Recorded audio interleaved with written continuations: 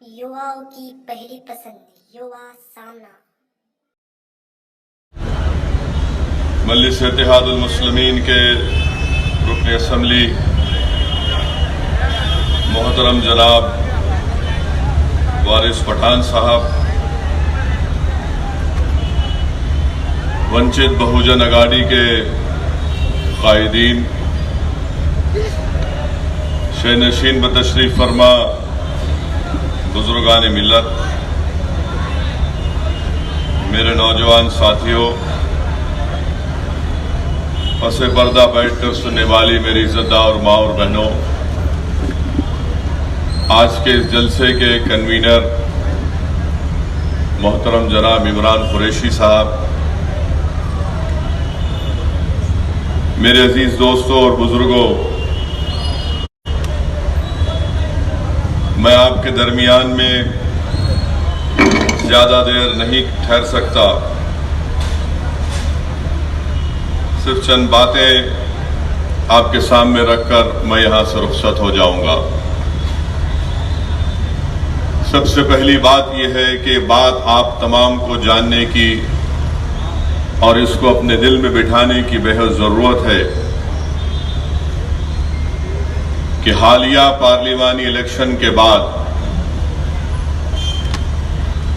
ये बात साफ हो गई है कि हिंदुस्तान की आवाम ने यकीनन बीजेपी को इख्तिदार से नवाजा। इख्तिदार इनको मिला, दोबारा वजीर आजम नरेंद्र मोदी बने। मेरे भाई, मैं आपको ये बात इसलिए कह रहा हूं कि आपके दिलो दिमाग में अगर अभी भी ये बात आपके पास है या आप सोचते हैं कि नहीं अभी भी हमको कोई उम्मीद के किरण नजर आती है, मेरे अजीज दोस्तों और बुजुर्गों, हकीकत यह है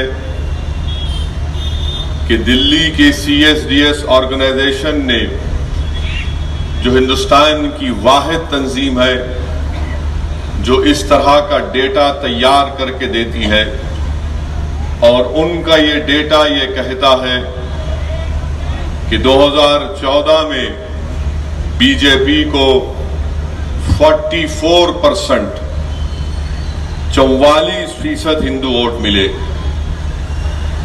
और एनडीए को अगर उनके पार्टीज के वोट को उसमें शामिल किया जाए तो एनडीए को पूरे हिंदुस्तान में 51% वोट हासिल हुए हिंदू भाइयों के।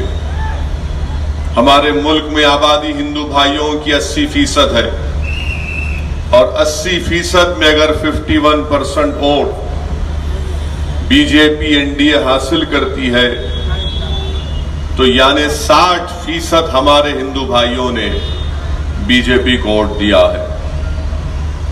अब आप खुद अंदाजा लगा दीजिए कि मजलिस इत्तेहादुल मुस्लिमीन पर वंचित बहुजन अगाड़ी के सदर हमारे बड़े भाई बाड़ा साहब पर इल्जाम लगाने वाले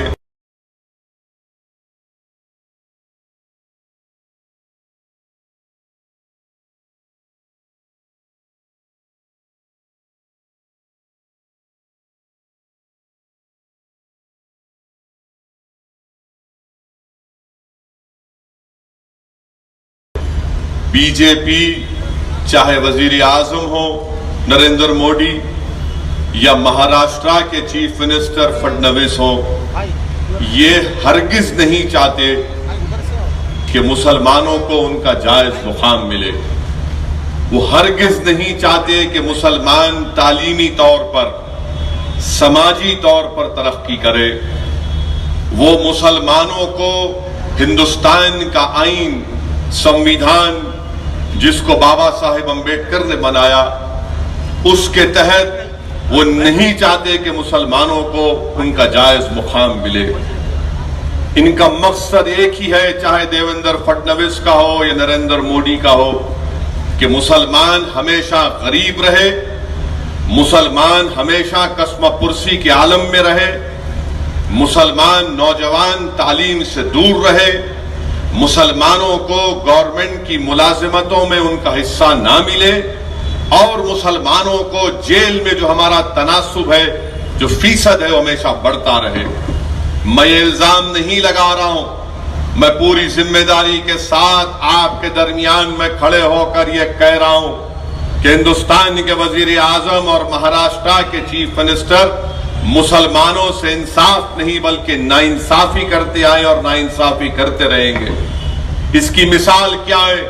इसकी मिसाल ये है मेरे भाई कि महाराष्ट्र में मराठाओं को रिजर्वेशन मिल गया।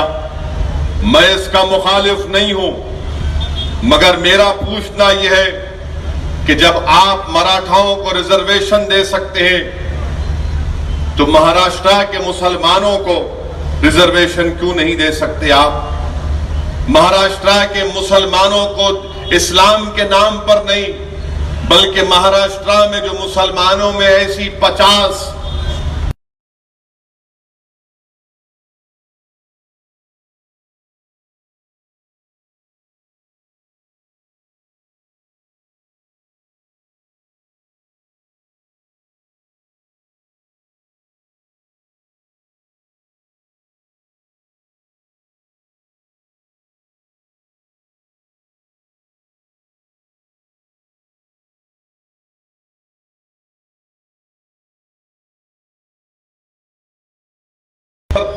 मेरे के वकील दोस्त हैं तो मैं उनसे गुजारिश करूंगा कि बॉम्बे हाई कोर्ट के जजमेंट का सफ़े नंबर 270 से लेकर 280 तक जाकर पढ़ो आप। क्या कहता है बॉम्बे हाई कोर्ट का जजमेंट कि किस बुनियाद पर मराठाओं को रिजर्वेशन दिया गया? बॉम्बे हाई कोर्ट ये कहता है मेरे भाई कि मराठाओं को रिजर्वेशन इसलिए मिलना चाहिए क्योंकि मराठाओं का महाराष्ट्र की गवर्नमेंट में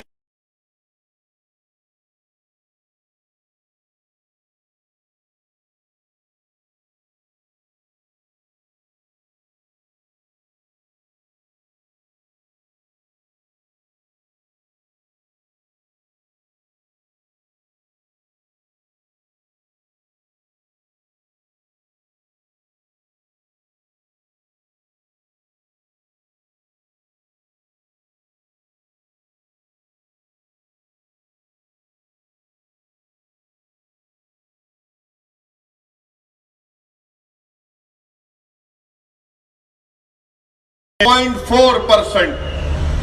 आप बताइए ये नाइंसाफी नहीं है तो क्या है? हिंदुस्तान के वजीर आजम जब सबका विश्वास की बात कर रहे हैं तो सबसे ज्यादा झूठ बकने वाले अगर कोई है तो हिंदुस्तान का वजीर आजम नरेंद्र मोदी है। और उसके बाद अगर दूसरा नंबर आता है तो महाराष्ट्र के चीफ मिनिस्टर देवेंद्र फडणवीस का आता है। आप मराठाओं को रिजर्वेशन दिए, फील्ड पोस्ट में 19%, सैंक्शन पोस्ट में 14% और मुसलमान जो महाराष्ट्र के गवर्नमेंट में 4%, और आप हमको रिजर्वेशन नहीं देंगे। बताइए आप कौन से सबका विश्वास या विकास की बात कर रहे हैं? महाराष्ट्र में कितने मराठा आईएएस आईपीएस ऑफिसर है? सुनो, महाराष्ट्र में ये जजमेंट कह रहा है बॉम्बे हाई कोर्ट का, सैंक्शन स्ट्रेंथ आईएएस ऑफिसर्स की महाराष्ट्र में 350 है, जिसमें मराठाओं का रिप्रेजेंटेशन 15.52%। आईपीएस ऑफिसर्स में 302 पोस्ट है, मराठाओं का 28% आईपीएस ऑफिसर है। और मुसलमानों के कितने आईएएस ऑफिसर है महाराष्ट्र में? 2। कितने आईपीएस ऑफिसर है मुसलमानों के महाराष्ट्र में? 4। और नरेंद्र मोदी बात करते हैं कि मुसलमानों का विश्वास हासिल करूंगा, मैं भेदभाव नहीं करूंगा।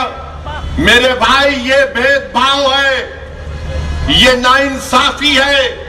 ये बताया जा रहा है कि आपकी कोई अहमियत नहीं है, आप मराठाओं को रिजर्वेशन देते हैं और मुसलमानों को उससे महरूम कर देते हैं। जजमेंट में कहा गया कि मराठाओं के पास 70% उनके पास वो कच्चे घर में रहते हैं। 70% मराठा कच्चे घर में रहते हैं।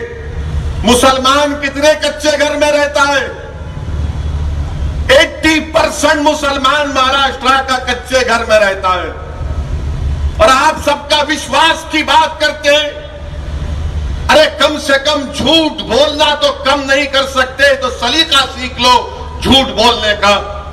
ये महाराष्ट्र के बॉम्बे हाई कोर्ट का जजमेंट कह रहा है। और फिर मेरे पास डेटा है, और डेटा ये कहता है मेरे अजीज दोस्तों और बुजुर्गों कि सबसे ज्यादा एक कमरे में 4 लोग रहते हैं तो किसके? मुसलमानों के। मराठाओं के पास उनके घर हैं, कमरे हैं, 2 कमरे, 3 कमरे, 4 कमरे का डेटा मेरे पास भी है, जिसका जिक्र बॉम्बे हाई कोर्ट ने किया। और फिर हाई कोर्ट कहती है कि महाराष्ट्र में मराठाओं के पास 71% मराठाओं के पास जजमेंट कहता है कि 2.5 एकड़ 2.5 एकड़ जमीन है, इसलिए वो बैकवर्ड है। कितनी जमीन मुसलमानों के पास है देवेंद्र फडणवीस, बताओ? तुम्हारा गवर्नमेंट का डेटा कह रहा है कि मुसलमानों में महाराष्ट्र में 3% मुसलमानों के पास 2 एकड़ जमीन नहीं है, और जिनके पास 70% लोगों के पास 2.5 एकड़ लैंड है, आपने उनको बैकवर्ड क्लास करार दे दिया। जिनके पास 2%, 3% लोगों के पास 2 एकड़ लैंड है, वो बैकवर्ड क्लास में उनको शुमार नहीं किया जाता। और अब तो हाल आप जानते हैं मुंबई का कि अगर नाम आ गया असदुद्दीन अवैसी तो बिल्डिंग में फ्लैट खरीदने भी नहीं दिया जाता। अगर नाम आ गया मुसलमान का, आप बताइए, जब ये डेटा मैं पढ़ता हूं तो खून के आंसू रोना पड़ता है कि आखिर किस बुनियाद पर आप हमसे नाइंसाफी कर रहे हैं? क्या आप हमारा मुकद्दर सिर्फ गरीबी करना चाहते हैं? क्या हमारे बच्चे और बच्चियां नहीं बनेंगे डॉक्टर, इंजीनियर? महाराष्ट्र की हुकूमत कहती है, बैकवर्ड क्लास कमीशन का ऑर्डर कहता है कि यहां आपके मुंबई में जो लोग डब्बे वाले हैं उसमें 95% मराठा है। तो क्या हमारे लोग होटल नहीं खोलते? क्या हम होटल पर कारोबार नहीं करते? क्या हम रात रात भर बैठकर हमारे बच्चे होटल पर काम नहीं करते, पत्थर साफ करते, टेबल साफ करते? क्या उनको रिजर्वेशन नहीं मिल सकता? और बीजेपी कहती है सबका विश्वास, मेरे अजीज दोस्तों और बुजुर्गों। और महाराष्ट्र में मराठाओं को रिजर्वेशन क्यों अपहेल करती हाई कोर्ट? कि महाराष्ट्र में मराठाओं के पास 13% लोग इलिटरेट्स हैं, और हमारे पास मुसलमानों में महाराष्ट्र में 21% मुसलमान इलिटरेट्स है। बताओ नरेंद्र मोदी, ये आपका सबका विश्वास है? ये आपका इंसाफ है? हम दो मराठाओं का, मगर हमारा इलिटरेसी उनसे बढ़कर है।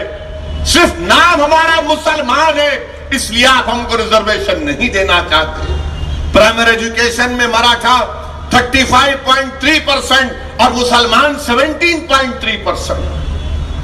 मेरे अजीज दोस्तों और बुजुर्गों, और फिर आप देखिए बिलो पॉवर्टी लाइन जजमेंट में महाराष्ट्र गवर्नमेंट अदालत को दी कि 37.38 मराठास बीपीएल है।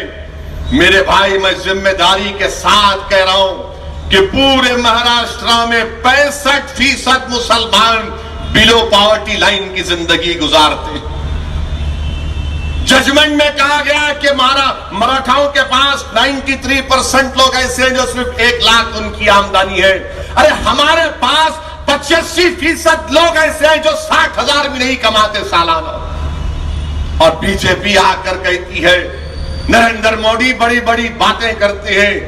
मेरे अजीज दोस्तों और बुजुर्गों, ये खुलम खुला मुसलमानों से नाइंसाफी है। और याद रखो नौजवानों, जब तक रिजर्वेशन नहीं मिलेगा हमसे इंसाफ नहीं हो सकता। जब मराठाओं को रिजर्वेशन मिल सकता है और उनका डेटा जो है, हमारा डेटा उनसे खराब है, सोशली, एजुकेशनली, समाजी, इक्तिसादी और तालीमी तौर पर महाराष्ट्र के मुसलमानों का जो मौकफ है वो मराठाओं से कम है। उसके बावजूद भी बीजेपी, शिवसेना की हुकूमत इसलिए रिजर्वेशन नहीं देना चाहती क्योंकि हम मुसलमान हैं। क्यों नहीं आप इतनी नफरत करते? हम मुसलमान हैं तो क्या सा गुनाह किया? क्यों सा गुनाह किया हमने? अगर हम मुसलमान हैं तो हमारे बच्चे और बच्चियों को रिजर्वेशन नहीं मिलेगा। मेरे अजीज दोस्तों और बुजुर्गों, फडणवीस ने एक नई इजाद कर दी कि बैकवर्डनेस का इंडिकेटर यह है कि मराठाओं ने ज्यादा खुदकशी कर ली, इसलिए रिजर्वेशन मिलना चाहिए। तो क्या बताओ, हम नहीं मर रहे गरीबी से? ये कहते हैं कि महाराष्ट्र में मराठाओं के पास 18% चाइल्ड मैरिज होती है।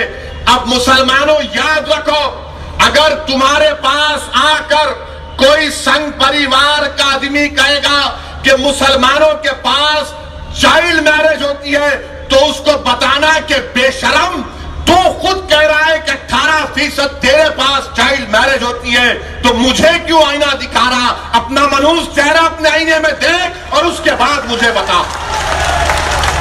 18% चाइल्ड मैरिज बैकवर्ड क्लास में आ जाते हैं और आप हमको बोलते हैं 18% आपके पास चाइल्ड मैरिज का है। मेरे अजीज दोस्तों और बुजुर्गों,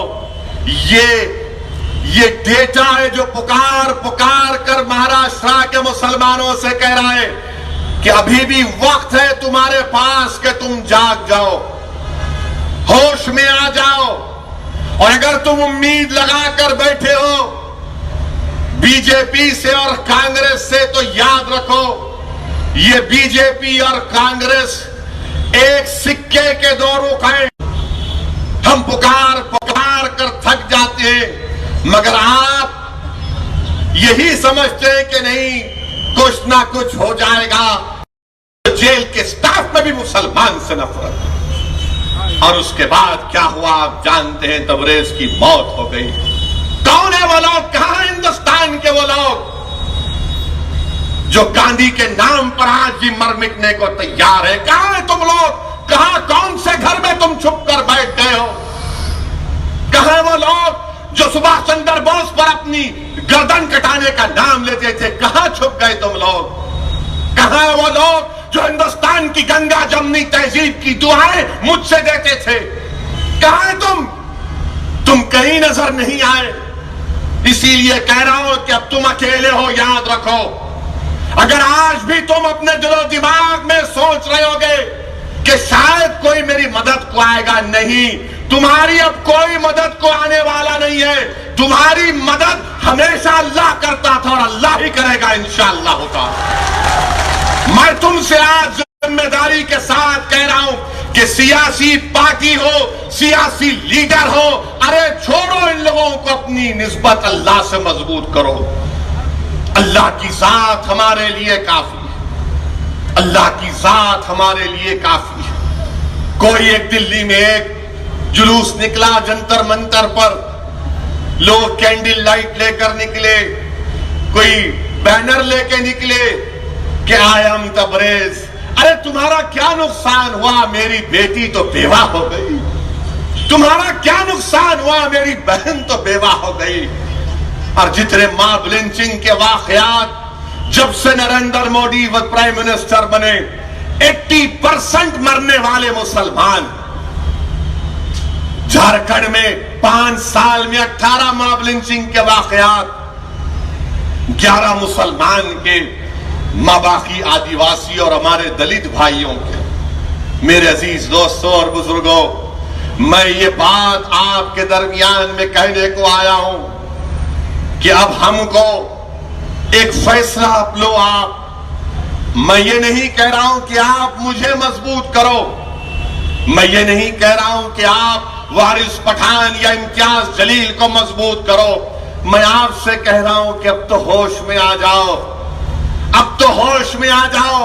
और अगर तुम ये समझ रहे हो कि कांग्रेस आएगी, नहीं आएगी कांग्रेस, अब मेरे भाई जब कश्ती डूबती है ना तो सबसे आखिर में कश्ती से कूदने वाला उस कश्ती का कप्तान होता है। सबसे आखिर में कूदता है कप्तान, सबको निकालता है कप्तान। मगर ये पार्टी का कप्तान ऐसे है कि पहले ही कूद के चला गया, पहले ही जंप मार दिया। क्या जंप मारा, क्या करा अल्लाह जानता। मगर हम पुकारते रहे महाराष्ट्र के पार्लिमानी इलेक्शन में कि डालो वोट, प्रकाश अंबेडकर साहब को वोट डालो। तो हर जलसे में इसी तरह लोग आते थे, नारे लगाते थे, और जलसे के बाद मुझे नौजवान फोन करके बोलते थे, असद साहब मैं चाहता हूं, वो मस्जिद के जिम्मेदारों से पूछना चाहता हूं कि अभी भी तुम नहीं बदलोगे? आप तो उम्र की हद को पहुंच चुके हैं, मगर क्यों इन नौजवानों को खबर में डाल रहे हो? इनके मुस्तकबिल को क्यों बर्बाद कर रहे हो? अब कांग्रेस का कोई मुस्तकबिल नहीं है, याद रखो। अगर हिंदुस्तान में कोई सियासत अब चलेगी तो इंशाअल्लाह ताला जो महाराष्ट्र की गरीब आवाम ने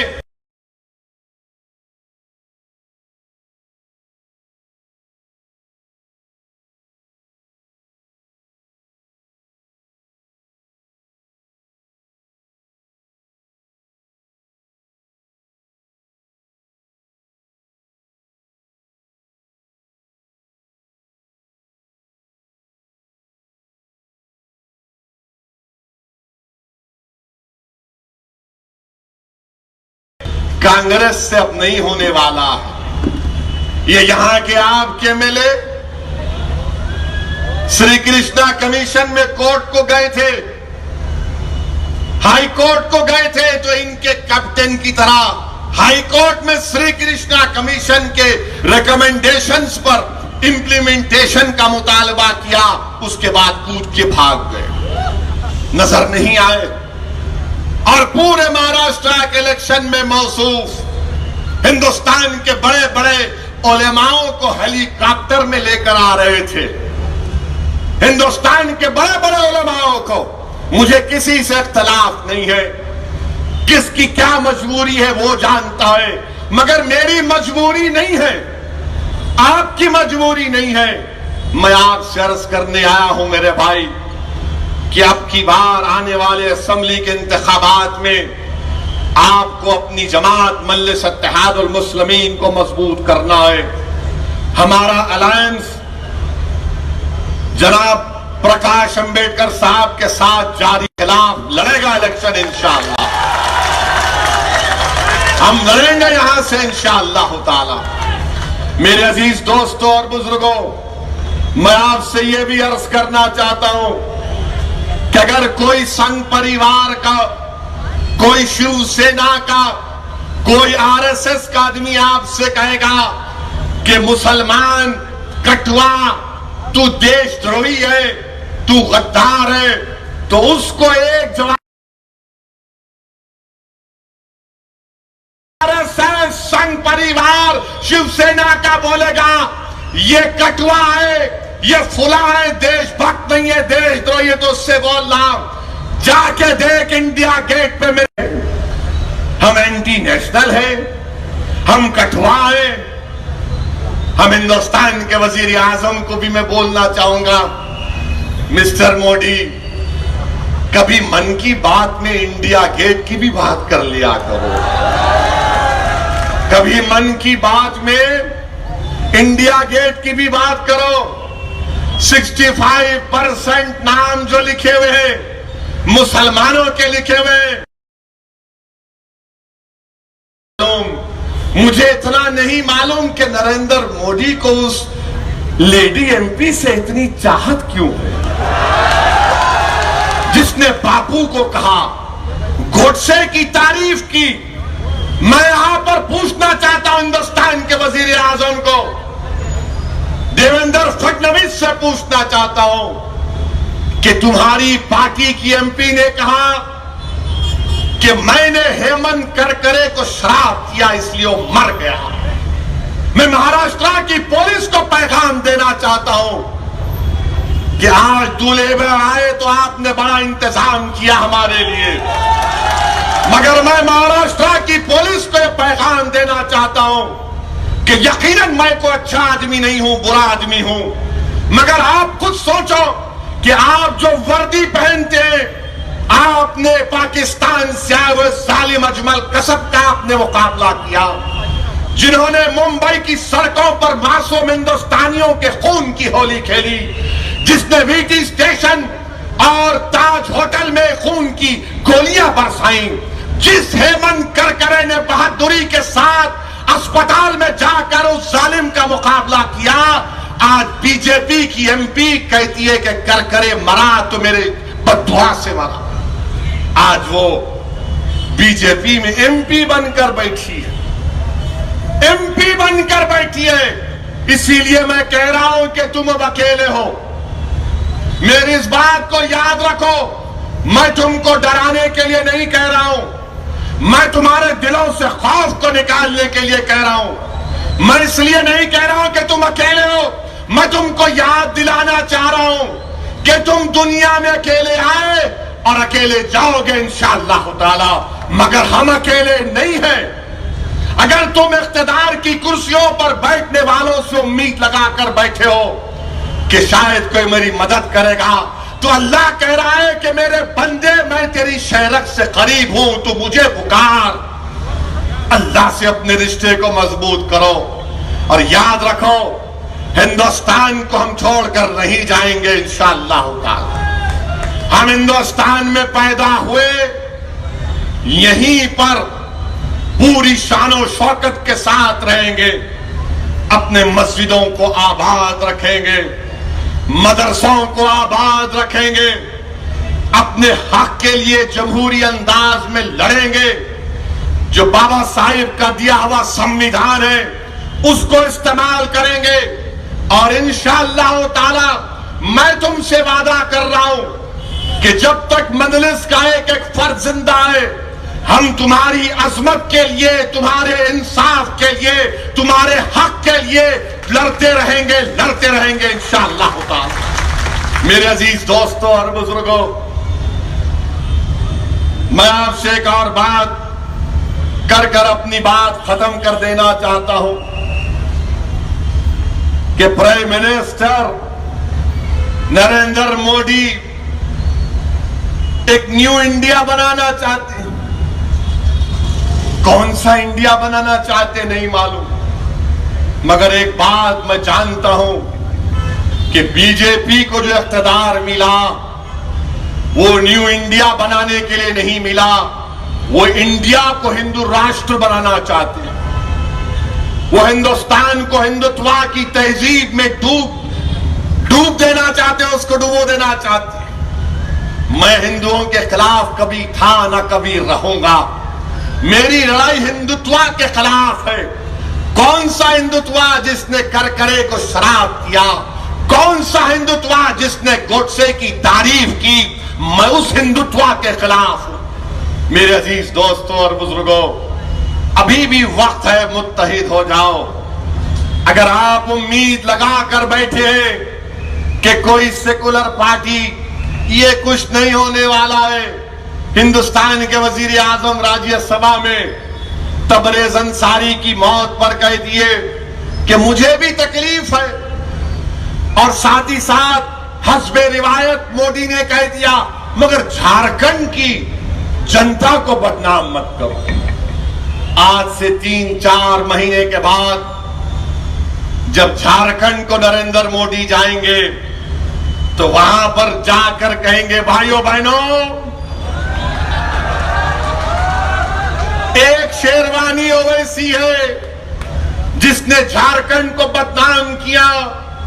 मैं झारखंड की अस्मिता के नाम पर आपसे अपील कर रहा हूं बीजेपी को वोट दो। मोदी जाकर कहेंगे कि झारखंड के नाम को बदनाम कर दिया। वजीर आजम मोदी, झारखंड नहीं बल्कि पूरे विश्व में हिंदुस्तान बदनाम हो रहा है। आप हिंदुस्तान के वजीर आजम हैं, तबरेज अंसारी मुसलमान है तो आप उसके भी प्राइम मिनिस्टर हैं और आपकी जिम्मेदारी है, क्योंकि जब से आपकी पार्टी पावर में आई है मुसलमानों पर मॉब लिंचिंग के नाम पर हमको निशाना बनाया जा रहा, कभी गाय के नाम पर, कभी चोरी के नाम पर, कभी आतंकवादी के नाम पर, कभी दाढ़ी के नाम पर, कभी टोपी के नाम पर, कभी नारा नहीं लगाए जेएसआर का, कभी नारा नहीं लगाए वीएम का, तो मारो इसको। हिंदुस्तान के वजीर आजम, क्या आपसे एक बात हो पाएगी? क्या आप न्यूजीलैंड के प्राइम मिनिस्टर की तरह, क्या आप तबरेज अंसारी की बेवा को, हमारी बहन को अपने घर को बुलाकर उसके सर पर हाथ रखकर कहेंगे कि तू मेरी बेटी है, अब इंशाअल्लाह इसके बाद कोई वाकया नहीं होगा? क्या हिंदुस्तान के वजीर आजम कंपैशन दिखाएंगे? क्या हिंदुस्तान के वजीर आजम अपनी कॉन्स्टिट्यूशनल ड्यूटी को निभाने की बात करेंगे? नहीं करेंगे। वजीर आजम बोलेंगे इंडिया फर्स्ट, वजीर आजम बोलेंगे सबका विश्वास, सबका साथ। हिंदुस्तान के वजीर आजम सुनो, जो आप ट्रंप के इतने करीब हो गए, अमेरिका गए थे, अब फिर जाने वाले हैं सितंबर में मालूम हुआ। हम वजीर आजम से बोलेंगे जब सितंबर में जाएंगे तो ट्रंप से इतने गले मत मिलो आप। ऐसा लग रहा था कि पूरे रमजान और बकरीद के गले एक साथ मिल रहे हैं आप ट्रंप से। वो ट्रंप ने क्या किया, पिछले साल फ्रीडम ऑफ रिलीजन की रिपोर्ट आई, इस साल भी फ्रीडम ऑफ रिलीजन की रिपोर्ट आई और उसको एनुअल फीचर कर दिया गया। जो अक्लमंद है वो समझ रहा है मैं क्या कह रहा हूं। हिंदुस्तान के वजीर आजम, आप क्यों ट्रंप से डरते इतना? आप लो ना ईरान से ऑयल, लो ईरान से ऑयल लो, तो बोलेंगे नहीं, अंकल ट्रंप ने कहा नहीं ले सकते तो हम नहीं ले सकते। मगर कहां गया आपका 56 इंच का सीना? कहां गया आपकी वो बातें कि घर में घुस के मारेंगे? हिंदुस्तान के वजीर आजम, आपकी सोच और फिक्र रखने वाले लोग मुसलमानों के घर में घुसकर हमको मार रहे हैं। हमारी जान की कीमत नहीं है, गाय की कीमत है। हमारे जान की कीमत नहीं है, जानवर की कीमत है। हमारे जान की कीमत नहीं है, क्योंकि हमारा नाम मुसलमान। और मैं मुसलमानों से अपील कर रहा हूं, क्या तुम अभी भी अपने मसलक के इख्तलाफात में मुलविस रहोगे? रहो अपने मसलक पर। तुम बरेलवी हो तो टन टनाटन बरेलवी रहो। अगर तुम तबलीगी हो तो जबरदस्त उस पर तबलीग का काम करो।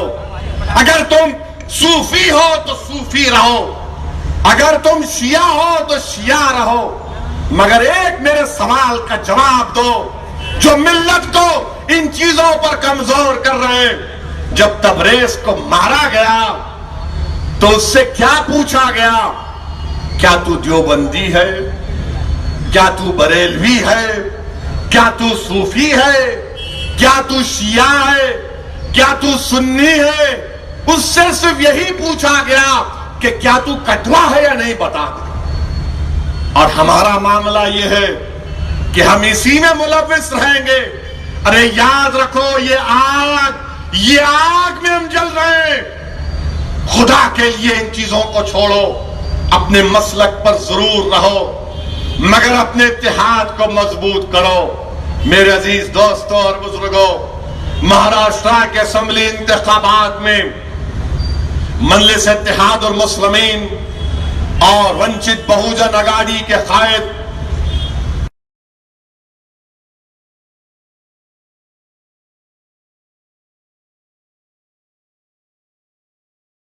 एमपी के उम्मीदवार का नाम प्रिया दत्त को लेकर आए। साउथ मुंबई से वो हमारे दोस्त, क्या नाम है वारिस, मिलिंद को लेकर आए। सबको लेकर आए और मेरे को बोलते थे, अरे तुम मत जाओ, तुम मत आओ हमारे पास। मैं बोला क्यों नहीं आना? नहीं, तुम आए तो तुम जादू करते। बोला अच्छी बात है, मैं नहीं आता देख लो तुम, मगर नतीजा कुछ और निकलने वाला। मैं इसी पार्लियामेंट के हल्के से किसी एक जलसे से वापस जा रहा था, तो एक जगह पर कांग्रेस का इसी जलसा चल रहा था। मेरी गाड़ी ऐसा कहीं रुक गई, तो मेरे खिलाफ कोई बक रहा था कांग्रेस के डाइस से। तो हमारे जिस्म में भी तेजाब की है, हम भी गोश्त खाने वाले हैं, छोटे का खाते, चिकन भी खाते, और जो लीगली बड़े का है वो भी खाते। लीगली इलीगल नहीं। इलीगल खाते होंगे आप लोग, मेरे को नहीं, मैं लीगल खाता। तो मैं बोला अच्छा हमारा नाम लिए। मैं गाड़ी से उतर के ठहर गया, एक बच्चे को बोला था ले सेल्फी मेरी। अरे असद भाई जलसा छोड़ के पूरे भाग के आए। ये इनका प्रॉब्लम है। मेरे भाई उस पार्टी का साथ मत दो जिसका कैप्टन कश्ती डूबने से पहले कूद के भाग गया। तुम उस गुलाम का साथ दो, तुम अपने उस भाई का साथ दो जो तुम्हारे साथ मर मिटने को तैयार है, जिसके दिल में सिवाय अल्लाह के किसी का खौफ नहीं है। और अल्लाह जानता है मेरी इस कैफियत को। मेरा मकसद एक ही है कि हिंदुस्तान की जमहूरियत में दलितों को, वंचित को, मुसलमानों को उनका जायज मुकाम मिलना चाहिए। और वो कैसे होगा? क्या बीजेपी, शिवसेना, कांग्रेस, एनसीपी देगी? नहीं देगी, नहीं देंगे, ये कभी नहीं देंगे। याद रखो मेरी आप इस बात। अगर महाराष्ट्र के असेंबली में मंदलिस के और वंचित बहुजन आघाड़ी के 25 से 30 एमएलए अगर इंशाअल्लाह कामयाब होकर जाते हैं, तो आप खुद सोचो क्या नजारा रहेगा महाराष्ट्र की विधानसभा का। कि अम्बेडकर का नाम लेने वाले, गरीबों का नाम लेने वाले जा रहे हैं। तुमने देखा पार्लियामेंट में क्या हुआ। मैं जैसा गया, इम्तियाज अपना वोट ले लिए, तो इम्तियाज बोले असद भाई अब आप जाएंगे। बोला देखो तमाशा। जैसा मैं गया तो इनको राम याद आ गए, बस पुकारना शुरू कर दिए। मैं भी लीगली बड़े का खाने वाला हूं। मैंने कहा पुकारो पुकारो पुकारो पुकारो पुकारो, खूब पुकारो। अगर मुझे देखकर तुम्हारे खुदा तुमको याद आ रहे हैं तो मेरी जिंदगी कामयाब। क्योंकि जब बॉस जाते हैं तो पुकारना पड़ता है। हम गए, ओत लिए, उसके बाद हमने कहा सुनो, 100 सुनार की एक लोहार की।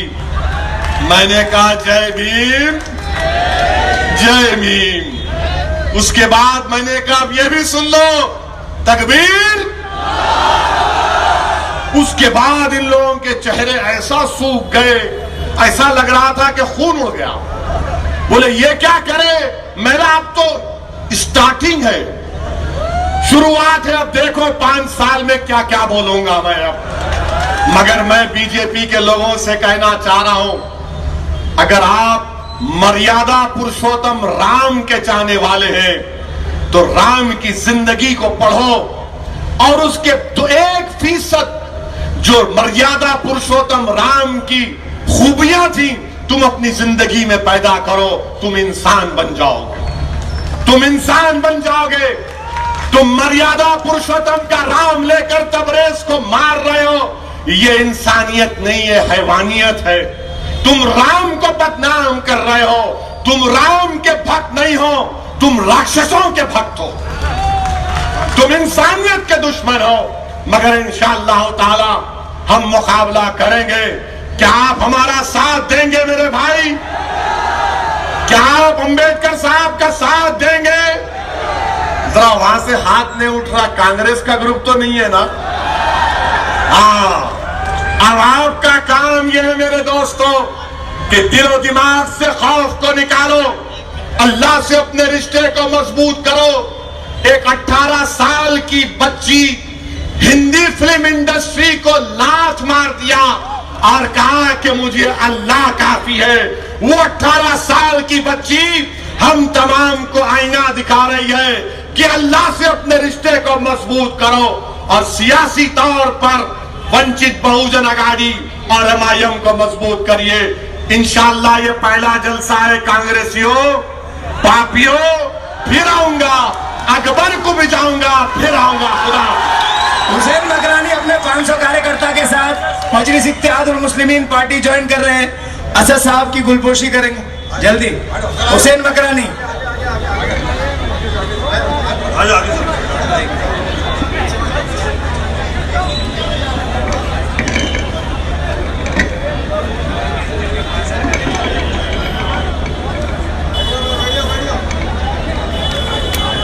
नारे तकबीर, नारे तकबीर, अल्लाहू अकबर, नारे तकबीर, अल्लाहू अकबर। जैसे साहब ने कहा था एक फिल्म एक्टर है वो भी पार्टी ज्वाइन कर रहे हैं, जहांगीर वकील। आगे आ जाए जहांगीर भाई। नारे तकबीर,